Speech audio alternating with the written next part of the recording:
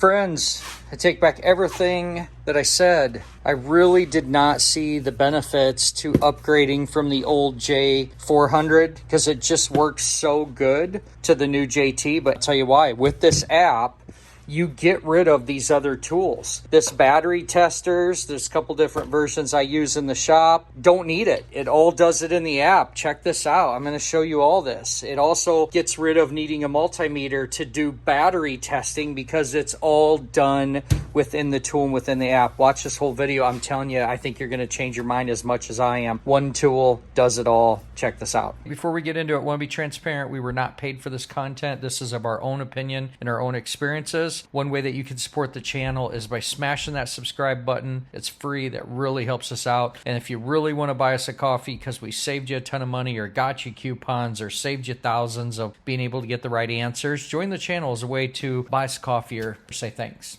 All right, let's get into it. Hey friends, Shane from howtowrench.com, and we are going to do it's really an update review. And guess what we could say is on the Lokithor JT400 Jump starter, we did a video on. We had great success with this, and we just love this thing. We actually got this accessory case for it. Super, super heavy duty. They got a hold of us to let us know that there is a new model out. And at all honesty, at first I almost didn't even review it. It's this new JT400. And I started thinking, well, how much better, how different it could be. But this thing, as we looked into it, really has some new features that I think were worth taking a look at. If you look at the 400 and the J and then JT400, you're going to notice, cosmetically they look very similar. But where the differences start to be is you can start to notice how much larger the buttons are. Just a little bit more easier for the end user, right? And then the capacity of it is larger as well. You'll notice on the old one it's 2,000, and on the new one it is 2,500. So that's a first spec. But also what's really different about this, it has the ability to download an app and control it via Bluetooth. And I believe, we'll see here in a second, but I think that then it would store data and kind of give you maybe some history that would be really nice with that app. Let's look at the lights. The ports and stuff seem to be a little different. There's the installation port versus the old one. It's just a little bit larger, which means they probably made the lights a little bit bigger. Have to see. And then as far as the back end of it, we'll just kind of do a comparison on that. These seals in here are really nice. Okay, we got a USB-C and a USB. And on the previous model, we have same thing. Okay, so like I said, we love this thing, super happy with it. If you are brand new to this, I definitely recommend you go see this video. We're going to do a different scenario here, but I really go in a deep dive of why we love this so much. Number one reason we loved it was the fact that it reads the voltage here. By far, that's my first favorite thing about this brand of tester. So why don't we get this old one out of the way and let's focus on the new one here. Like I said, if you're new to the product, it's going to come with obviously a charge cable, the jumper cables, of course. They include a bag with this one. That other accessory carrying case is something you can get. But one thing that is nice about this is to keep it into a smaller package. One thing I noticed, I guess to bring this back in here, this got a little bulky. It was nice in my car, but when we take it on the motorcycle, I definitely was going to a bag style carrying case. But this thing, it is neat for what it is if you have the room for it, and they were inexpensive as well. Okay, back to this. Okay, so we got a bag, of course. The first thing that I noticed is it was really nice to not throw the box away because you're going to get your QR code to download the app. What was strange in the manual is that when you got to the place to download the map, it tells you to go to the QR code and it's missing. Okay, so whether that was a printing error, what the deal was, you'd be hunting around, and I always hate thinking that I might be getting the wrong application. So what we're going to do right now is we're going to go through that process. All right, so saving the box. I'm going to go ahead and open that up. From here, iOS, I'm going to get that quick. Okay, I want my Bluetooth. Okay, we don't have any devices connected. I'm going to add now. And let's see here. It says to add the device, short press the LED power button on. Okay, boy, it found that pretty quick. Connect. And just like that, we are connected.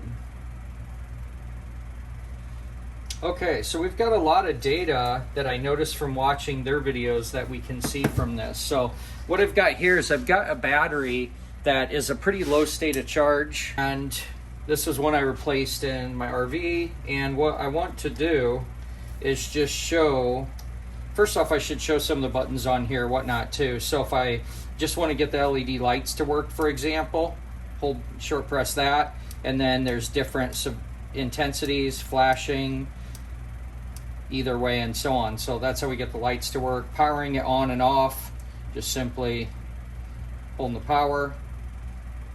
Okay, go ahead and you can see that disconnected. Now it's back on. I'm going to go ahead and reconnect. Give it a second. It says we're connected. This is pretty cool in the app that it shows the battery health. That's a neat feature right away. So let's get into this thing. Let's try it out. These are idiot proof. Can't do it backwards. Okay, just give it a firm connection. Okay, and like I said, my favorite thing about this is the fact that I can go ahead and read what's going on here. Okay, so if I go ahead here and push the mode on, I think you gotta be disconnected.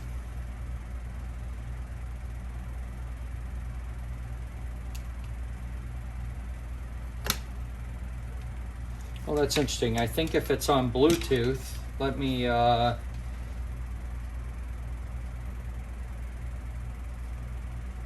go to a battery test. That's going to be freaking awesome. Let me power this off. Okay. We're on. If I go here, you could see it must not be able to, you must not be able to control this with the Bluetooth on. Okay, so we're 15.4 volts is what it's saying. I'm going to go ahead here and not too bad. At 14.9, it's starting to stabilize about 14.8 on there. Pretty dang accurate on that. Okay.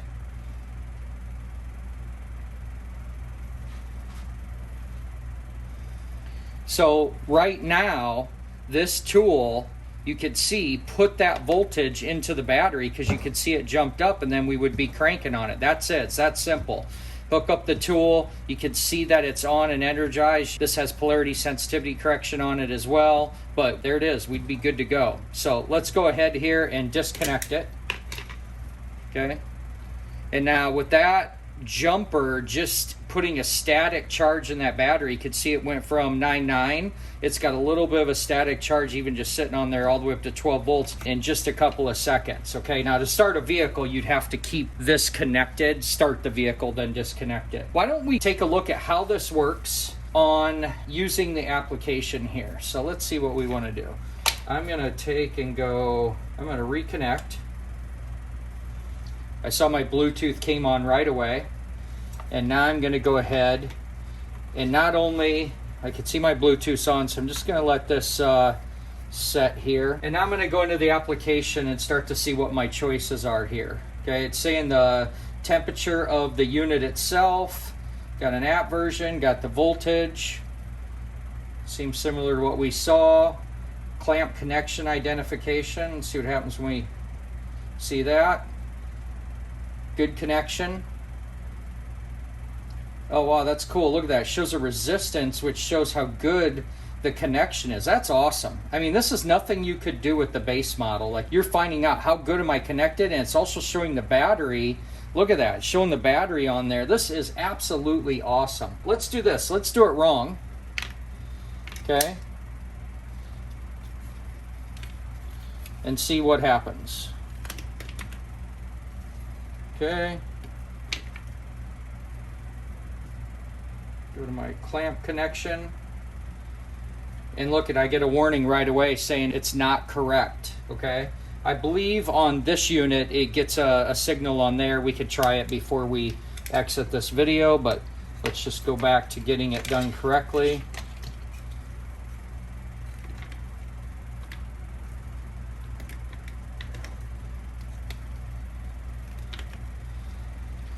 Okay, confirm. Go back. And now we're happy again. And you're watching that battery just kind of sit and drain down. Tells you a real good indicator that battery's definitely bad. Now with our new clamps on there, we got an equal amount of connection on there. You notice before they were a little different. That's where you could move them around, scratch them, try to get a better connector. So that's pretty cool. So we could, definitely see our voltage there compared to the voltage of the unit. It is not trying to jump it right now, okay? So what we're gonna do is we could do a battery test here. So if we knew the cold cranking amps, which we do, this is a, let's see, this is a flooded battery. I'm reading the label up here, and it's cold cranking amps. It is 750. The battery is too low to even test it. It's saying charge it before testing. It looks like it's gonna go ahead and let me do the test. My goodness, this tool just got rid of my other tools. It just got rid of my load testing tools. I got them all put away right now. I don't know. I don't want to dig them out and make a mess. I wasn't planning on doing that. I wasn't planning to do a comparison because I did not know that this was also going to be a battery testing tool now. This is super exciting. Man, what a surprise here. But it's giving me all the stuff that I'd want to see. It's giving me the internal resistance, the battery voltage, what did I put in for the type, the cold cranking amps. Watch what I could do right now. I go ahead, I could just snapshot that, take a photo, and have it that way, send it to a customer, keep it for my own files or records, but state of health, it's saying 0. State of charge, saying 0, because it told me when to charge it. That really high resistance, if you didn't know, is a bad thing. We want that resistance down. But let me go ahead and save that, okay? And I guess that's a way that it just makes a photo to your phone. So another lesson learned there. What is this little button here? Is that a sharing button? Yep, I could go ahead and share it. That's wild. Way cool. I think what we'll do is we'll go out and we'll put this on a vehicle quick and run through these other features. A charging test, be able to test the charging of the vehicle. Yeah, I think it's really worth us doing that. Real-time voltage, this would be neat because you could graph it and watch it work. And then start mode. If I want to go ahead and try to start, 12-volt auto start, we got force start. Let's do that.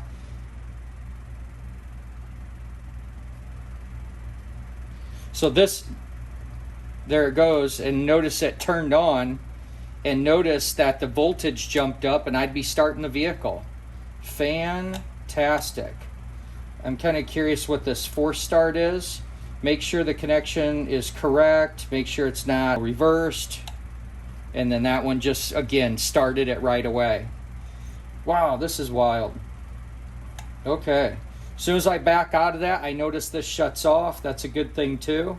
Let me go rehook this up to a real vehicle and we'll do the cranking and charging tests on another example. I thought I'd throw this in there just to make it easy on you too. Of the two ports there, you've got that USB-C and you have the USB. The C is the only charge port. They're both discharge, but you're going to want to take your cable and put it in, that comes with it, and put it into the C port, like so. And then have a USB type charger that you can plug into. So you can see it's interesting as it's charging, it's telling the wattage. When I started, this was at 3, and like within 2 minutes, it's up to this 12. Anyway, just thought I'd make that easy on you. That is the port to charge, or you're not gonna get anywhere going in that other one. Okay, I'm already realizing what's gonna be so great about this is I can hook this up and do the rest of the work with inside the cab.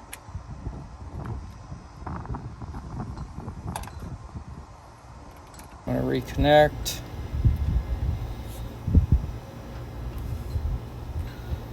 Just gonna go ahead and test my battery again. What do we got? 700 cold cranking amps.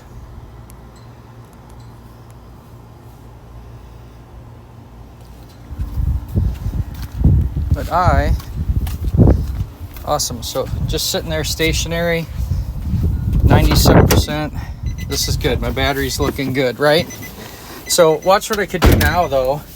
I'm inside my vehicle and I'm gonna go ahead, just save that. So I saved the photo. Let's see, I wanna go to a cranking test.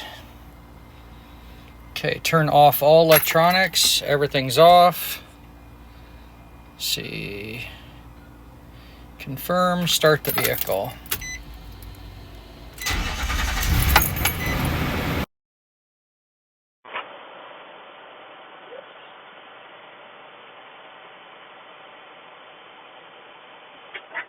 Okay, now this is great. You'd have to know how to interpret these readings. So this 10.13 on a 12.6 wet flooded battery, you don't want less than 9 volts on those. If it's an AGM, absorbed glass matte battery, you don't want less than 10. So this is a flooded battery and it did great. It was 10.3 volts. Okay, I hit save on that. Now let's do a charging test. Go here, it says start the engine. Next. All right, now I'm going to turn, make sure radio's off, all the electronics are off, headlights are off, dome lights, anything I can think of. Okay, confirm.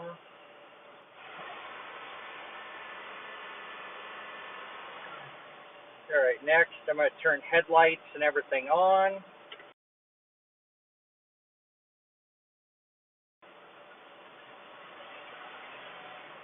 And I think that might be a little goof in the app there because it jumps right to the results on there.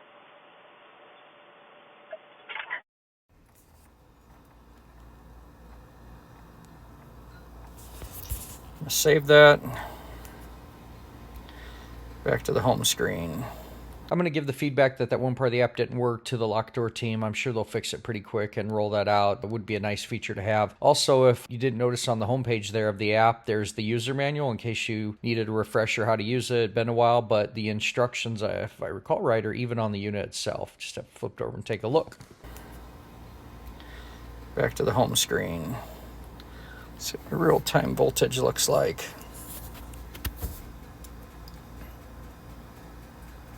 So I'll just turn the key on, it should drop. That's what we expect. Go ahead and start the vehicle. See the alternator's working. If I rev the engine, it may go up a little bit more. Just a tiny bit. Let off. Turn the headlights off, see if that alters things. The alternator's really regulating all that right now, so. And then if I go ahead and kill the power to the engine, you can see that's my you can see that's the battery voltage with a little bit of static charge sitting on top of it. And this is with actually key out. And you can see since my tool's hooked up to the battery that it still is reading.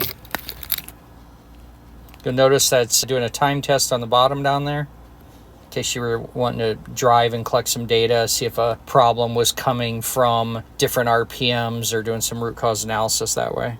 All right, friends, there is this summary of the upgraded JT400. And like I said, can't stress enough, like when you're wrong, you're wrong. I really just didn't think that in my world this was going to have the benefits when I saw, okay, yeah, it's 500 more on the amp rating. I just really didn't care about the app because for me, I was thinking, man, it's batteries. Why do I need an app? Completely wrong. The fact that I can get rid of the meter, this couple load testers I use in the shop frequently, this is just really fast and easy, old school. If I want all the data and resistance tests, I always went to this. This does it all. I mean, I will now be grabbing this to do charging tests and battery testing from this jump pack. I mean, forget the fact that it has headlights. Forget the fact that it could charge your phones and stuff in a pinch if you need a backup charger, charge a headlamp, or do whatever. Forget all that. Just the jump start, charging test, battery test itself. I was just blown away in that app that you can plug in the type of battery and the cold cranking amps and all that. That's technology before I've only seen on dedicated battery testing equipment, and you're getting it all in this thing. And it's just crazy to me because I haven't seen people going crazy about this yet. And whether they don't know, they need to see this video and get crazy about it because this is it. This thing is absolutely awesome. Yeah, look at that. You know, I didn't even notice, you know, any of those stickers or graphics like when I was looking at it to decide, you know, what I wanted to do. But hey, need to make a point here. I've done a couple product reviews for Lokithor.